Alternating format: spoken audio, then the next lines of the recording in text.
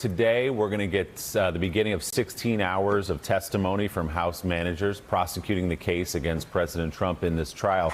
Before we move to that, I want to ask you about yesterday's vote where 44 Republicans voted to say the process is unconstitutional. The Senate does not have jurisdiction over a former president. What do you make of that as a legal argument?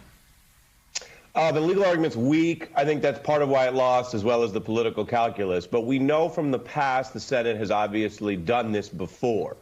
So that precedent is there. Now, as everyone's pointed out, it's a constitutional process. If the Senate had the votes to say we don't want to go forward, they could have done that. But the big headline out of yesterday, amidst all of the other problems that I think you saw on display in the Trump legal team, was that on a bipartisan basis, they are moving forward. They do have that power.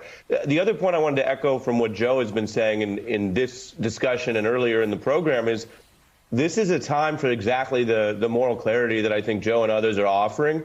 I hope that Americans really take this in. A trial is a learning process. It is about evidence. It is about more than politics, even in a political institution like a legislative body. And so while law starts with rules, justice goes to the ethics of the society we want.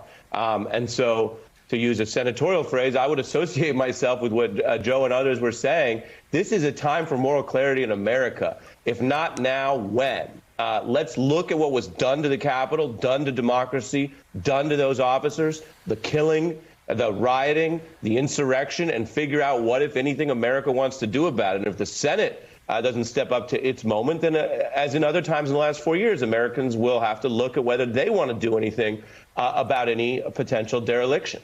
So, Kimberly, the cynical view and likely the most realistic view is that you're not going to get 17 Republicans to vote to convict President Trump and thereby leading to another vote which would bar him from running for office ever again, for federal office. But boy, you watch those videos, you hear the testimony, the opening argument, the opening statements from Jamie Raskin, from Joe Neguse, the Democrat from Colorado. It's hard to, just as a human being, not as someone who seeks to hold power and keep his or her job as a Republican and not wanting to cross Donald Trump, but to listen to the testimony, to watch that video, to turn to your moral compass and not be able to say, I need to hold the president accountable for this, is pretty extraordinary.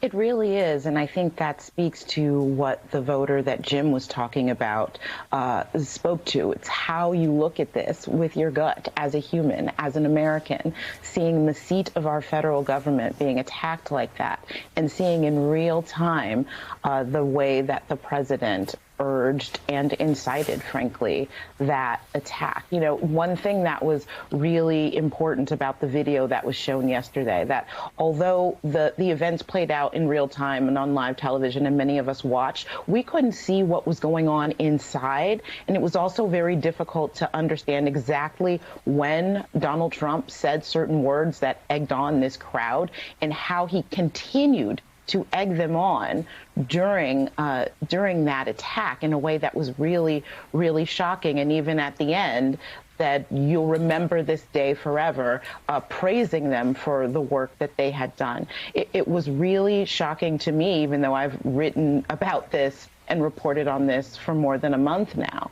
And so I think you do see that with the American people. And yes, for all the reasons that we've discussed, certain Republicans in that chamber are locked into their own political calculus that they can't seem to free themselves from. But what the American people is seeing in real time is going to have a real impact. And I can only hope that even if the vote goes the way that we expect it to, that history, not in some time in the distant future, but very soon in history, when we look back at this moment as Americans, we really recognize it for what it is in an effort to ensure that that never happens again. And that includes holding accountable everyone, including the people in that chamber that allow that to happen and allow justice to escape us. Hey, thanks so much for watching our YouTube channel. You can follow up on today's top stories and breaking news, or catch up on your favorite MSNBC shows all in one place. Download the NBC News app today.